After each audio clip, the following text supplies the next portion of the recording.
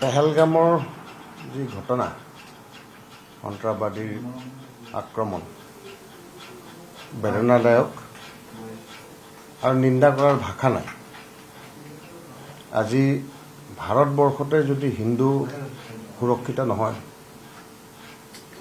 তেতিয়াহ'লে খুব এটা দুখজনক স্থিতি। নিন্দা কৰাৰ ভাষা নাই আৰু বেদনাদায়ক।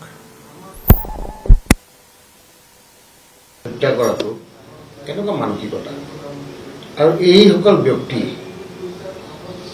যিয়ে ধৰ্মাৱলম্বী হওক এই কুটাঘাত তাত সংঘটিত কৰিলে হিন্দু হয় নহয় সুধি সুধি হত্যা কৰাটো এটা জঘন্য অপৰাধ।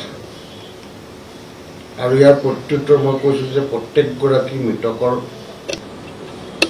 প্ৰতিশোধ ল'বলৈ কাৰণে এনেকুৱা এটা প্ৰতিশোধ ল'ব লাগে যিটোত পাকিস্তান স্পন্সৰ টেৰৰিষ্টসকল তাতে আকৌ পুনৰ এনেকুৱা যাতে কুটাঘাতমূলক কাম কৰিবলৈ সাহস নকৰিব। আৰু পাকিস্তানক এশিকনি দিয়াৰ মই কৈছোঁ আকৌ এটা সময় হ'ল এইবাৰ এনেকুৱা এশিকনি দিব লাগে পাকিস্তানক যে পাকিস্তান বোলা নামটোৱেই যাতে বিশ্বৰ মানচিত্ৰৰ পৰা আঁতৰি যায় তেনেধৰণৰ এটা একশ্যন লোৱাটোৰ প্ৰয়োজন আহি পৰিছে ভাৰতবৰ্ষত। ইণ্টেলিজেন্স ফেইলিয়ৰ বুলিও এটা ওলাইছে।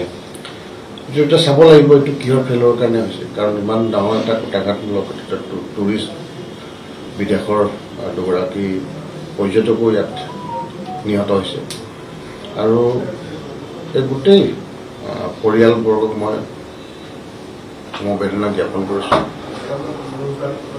শোকসন্তপ্ত পৰিয়াললৈ আৰু সকলোৰে আত্মাৰ সদ্গতি কামনা কৰিছোঁ। আৰু এই হিন্দু হয় নে নহয় সুধি সুধি হত্যা কৰাটো এটা নতুন উগ্ৰবাদীসকলৰ আৱিষ্কাৰ আৰু এই আৱিষ্কাৰটোক এতিয়াই যদি মুখিমূৰ কৰা নহয় তেতিয়াহ'লে অদূৰ ভৱিষ্যতে ইয়াৰ পৰিণাম ভয়াৱহ হ'ব। কাৰণ এটা ধৰ্মীয় অনুভূতিক লৈ পেলাই যদি ইয়াত টেৰৰিষ্ট আহি পেলাই ভাৰতবৰ্ষত এটেক কৰিছে তেতিয়াহ'লে বৰ দুখদায়ক। আৰু এইটো হিন্দু হয় নে নহয় সুধি পেলাই এটেক কৰাটো এটা পূৰ্ব পৰিকল্পিত আগৰ পৰাই পৰিকল্পনা কৰিছিল। গতিকে এইখিনি ইণ্টেলিজেন্সে কোনখিনি জেগাত লেপছ হ'ল বা ইণ্টেলিজেন্সৰ ক'ত হেৰি হৈছে এইবিলাক ইনভেষ্টিগেশ্যন কৰাৰ পিছতে গম পাব। আৰু ভাৰতবৰ্ষৰ প্ৰধানমন্ত্ৰী নৰেন্দ্ৰ মোদী তেখেতে কঠোৰ হাতেৰে এই সন্ত্ৰাসবাদীসকলক দমন কৰিব আৰু আমাৰ বিশ্বাস আছে প্ৰধানমন্ত্ৰী নৰেন্দ্ৰ মোদী ডাঙৰীয়াৰ ওপৰত তেখেতে ইয়াৰ ওপৰত একশ্যন ল'ব আৰু এটা টিট ফৰ টেট সূত্ৰৰ মতে কাম কৰি পেলাই টেৰৰিষ্ট আৰু টেৰৰিষ্ট স্পন্সৰ যিকেইটা ষ্টেট এইবিলাকক এটা এশিকনি দিব। মই আশা কৰিছোঁ যে ইয়াৰ এটা ভাল পৰিণাম হ'ব আৰু য'ত ভাৰতবৰ্ষৰ শান্তি বিঘ্ন কৰিবলৈ কাৰণে চেষ্টা কৰা শক্তিসমূহ মুখিমুখ কৰিব। আপুনি বিচৰা বাতৰি পাব কেৱল নিউজ 18 এপত। নিউজ 18 এপ ডাউনলোড কৰিবলৈ স্কেন কৰক এই QR কোড। গুগল প্লে ষ্টৰতো পাব এই নিউজ 18 এপ।